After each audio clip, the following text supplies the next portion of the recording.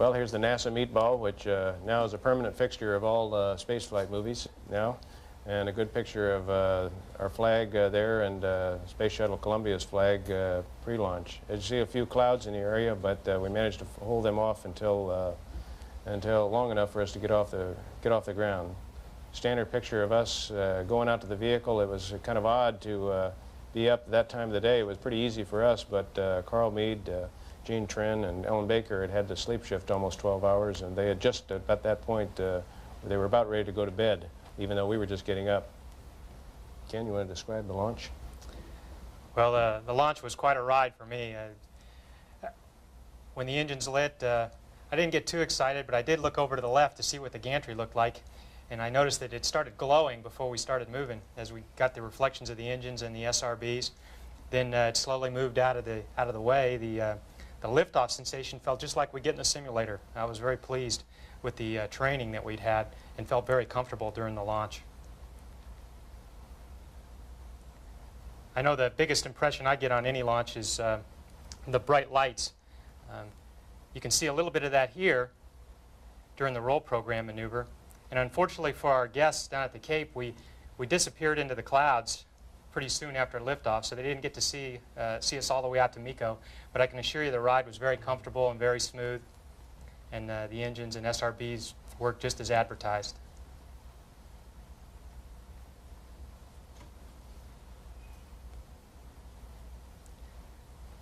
Once we got up on orbit, we caught our breath and then started right to work activating the Space Lab.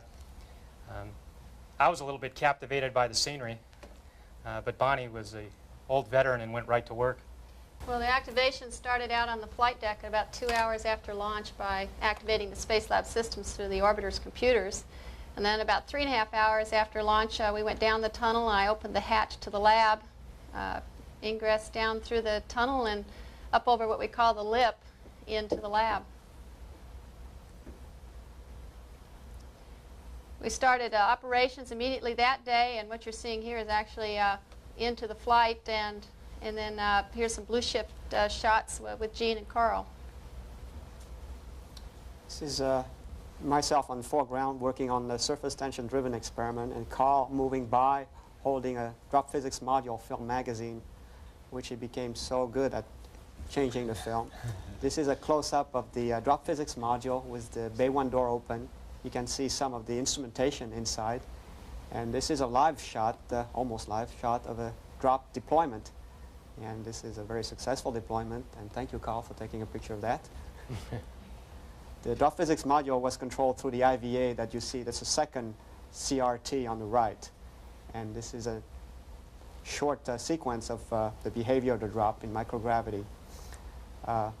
These drops, once they were deployed, almost took a life by themselves because of their behavior in the absence of gravity, and also because of what we did to them with acoustic radiation pressure. The aim here was to determine in very quantitative fashion the behavior of those drops in microgravity. And this is another close-up view of the surface tension-driven convection experiment with the sequence of what you could see looking at one of the video downlink, looking at flow visualization pattern. These are speckle patterns of the tracer particles in the flow. And this is myself working in the glove box once again, and I was doing protein crystal growth experiments, and here you see a close-up of the way I did that. I used common syringes, Hamilton syringes that you use in your laboratory. I basically did what I do in my own laboratory, which is what I've said for a long time we really need in space, is to have our own lab up there. And for the first time on USML, we had the equipment to do that and the time. And I was using a microscope to observe crystals that I grew on orbit, and from that information, looking at the crystals, I then decided how to change the conditions to optimize the crystal growth. And that's also the first time we've ever been able to do this in flight. And here's a crystal of the first protein that I crystallized in orbit. It's canaverin, and it's a plant protein that was donated to us by a professor at the University of California, Riverside, and canaverin is being looked at to genetically engineer a more nutritious food. And this is the generic bioprocessing apparatus. And once again, these are the samples being loaded into a device which will measure the turbidity of each sample so that we can get essentially a time history of their development throughout the microgravity experience. I think it's worth pointing out that for 13 days and 26 shifts, we had almost flawless performance of all of our hardware. And in fact, we were able to process more than we expected. I'm working in here in what's called a flexible glove box facility for the crystal growth furnace, which allowed us to change out potentially toxic materials. And we had a chance to evaluate this because we wanted to process more materials. And I think it's a good demonstration for space station. We had spare samples which allowed us to do this and actually produced more than we expected. This is another shot of the glove box, and I believe an experiment in here which is called, this is smoldering combustion. I had to observe this for a little bit. They take a piece of foam and see how it smolders in microgravity, again without the benefits of buoyancy, or the effects of buoyancy I should say, and it's another combustion type of experiment in that module which is in there, and it's closed up so that the particles can burn and not affect the crew in any way. As you can see, there's a video camera hooked to the top for data collection. Again, referring back to the earlier slide, Larry and I spent several days of our mission working and performing experiments with the lower body negative pressure device. We also were able to visualize the heart during this process with a nearly off-the-shelf medical instrument called the echocardiograph, and it was a Doppler echocardiograph, and that it would use sound waves to also measure the velocity of blood flow going through the heart. And we got quite a quantity of data from that particular experiment. We're going to go back down to the tunnel now, into the middeck, and give you a feel for going through a little bit of what our obstacle course was and see what middeck operations were. If you recall, the lab is aft in the payload bay, and there's a very long tunnel that connects it to the middeck. We use this area as a little bit of a storage area, and I'll turn it over to Ken to talk about that. Well, this had to be one of my favorite things to do up in orbit, cruising back and forth through the tunnel. It was sort of like being Superman, flying over long distances. It was a little bit of an obstacle course too, but luckily everything was soft, so it didn't hurt too bad if you bumped into things. Here we're entering the middeck, and you can see how we've got things hanging on the lockers with Velcro. And you can also see how easy it is to float on up through the hatch into the flight deck. And you just saw Dick's leg where he was on duty there.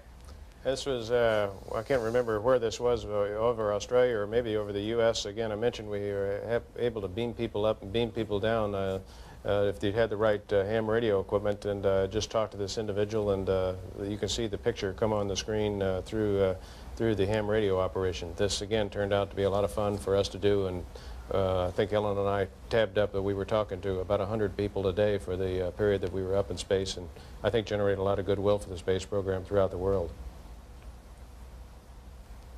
One of our many sunrises and sunsets, it'd be totally inappropriate not to capture one of these, attempt to capture one of these spectacular sunrises and sunsets and include it in our photography.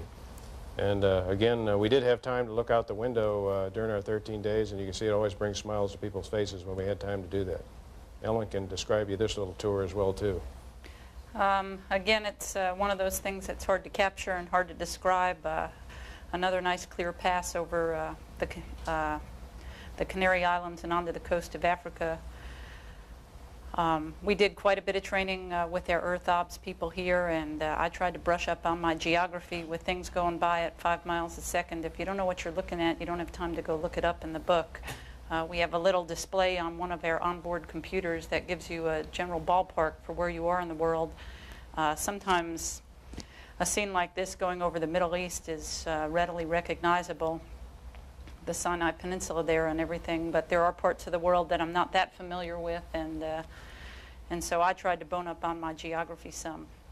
Unfortunately, I didn't get to see a lot of South America. This is a pass coming over the coast of South America and the Andes, and it was remarkably clear over South America as well, but for most of our daylight South America passes, I was asleep, and Dick and Sox were awake taking these pictures.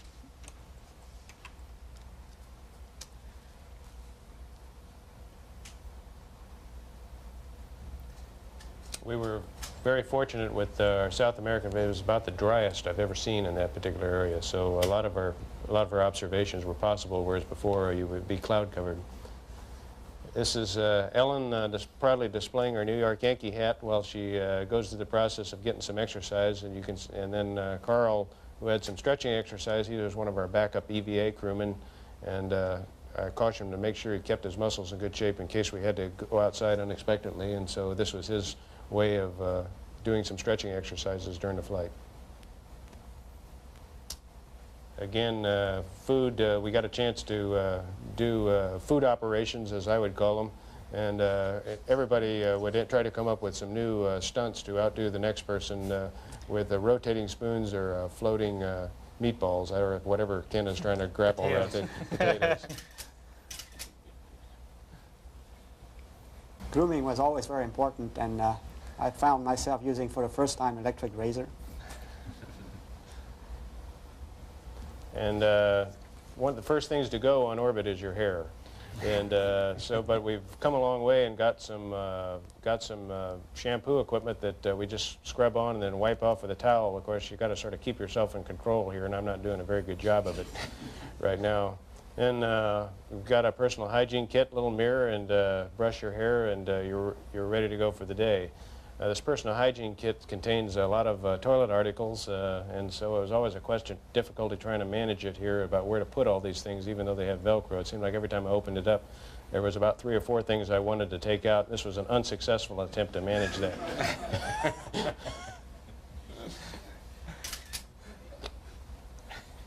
And the sleeping quarters were very, very adequate, and I found myself sleeping quite a bit. And of course, when you wake up in the morning, you have to find your way out. Sometimes I didn't want me to get out of there and put the ergometer right in front of it, but that didn't deter me. This was my first flight with these sleep stations, and it was a nice, quiet place to go to give you a little privacy for 2 weeks, and I can't imagine flying without it. Well, one of the pilot's job on orbit is cleaning. And my wife liked that. She liked seeing me operate the vacuum cleaner. Here I'm trying to clean some of the filters. It's important to keep the equipment cool, and keeping the filters clean contributes to that. I believe this is Dick and I preparing for FCS checkout, getting all the systems ready for deorbit. Ellen was right in there helping out, and it was a three-person operation.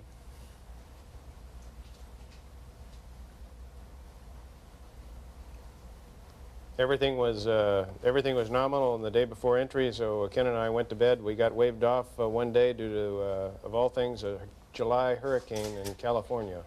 So that was the only bit of misfortune we had, but the good side of it was that the Kennedy Space Center, I guess all the bad weather got sucked into California because Florida was beautiful.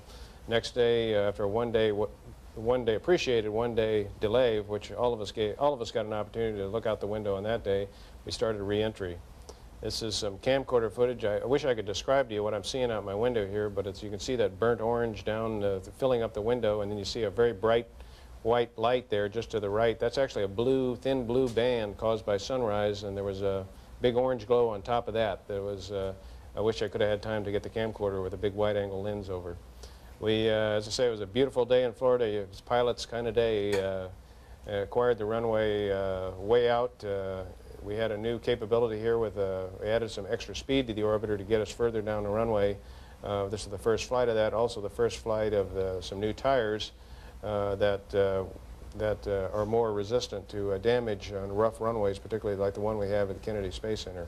Touchdown seemed to be very smooth, and at no time did I feel like I was really behind the vehicle.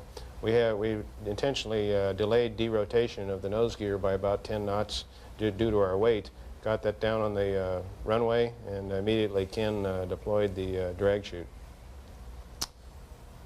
Throughout the rollout sequence, the winds were very light, and I felt very similar to the way I felt in my previous 4-day flight of a very solid vehicle, very tightly controlled, and absolutely no problems. At 60 knots, in order to keep the drag chute from being entangled in the drag chute, we intentionally jettisoned the chute, and then finally rolled to a stop with using up about 13,000 feet of the 15,000 feet of runway we had there. This isn't cooling fans for us. This is to blow any gases that might be out, the harmful gases, away from the vehicle. But very quickly, Ken and I were able to get out and do an inspection of the vehicle, and everything looked great to us.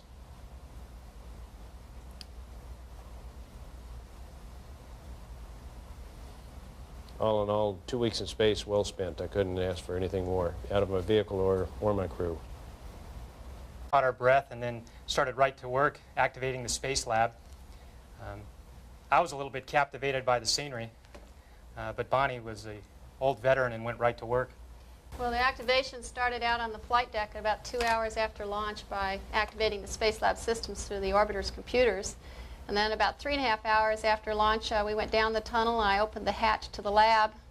As we got the reflections of the engines and the SRBs, then it slowly moved out of the way. The liftoff sensation felt just like we get in a simulator. I was very pleased with the training that we'd had and felt very comfortable during the launch. I know the biggest impression I get on any launch is the bright lights. You can see a little bit of that here during the roll program maneuver. And unfortunately for our guests down at the Cape, we disappeared into the clouds pretty soon after liftoff, so they didn't get to see us all the way out to Miko. But I can assure you the ride was very comfortable and very smooth, and the engines and SRBs worked just as advertised.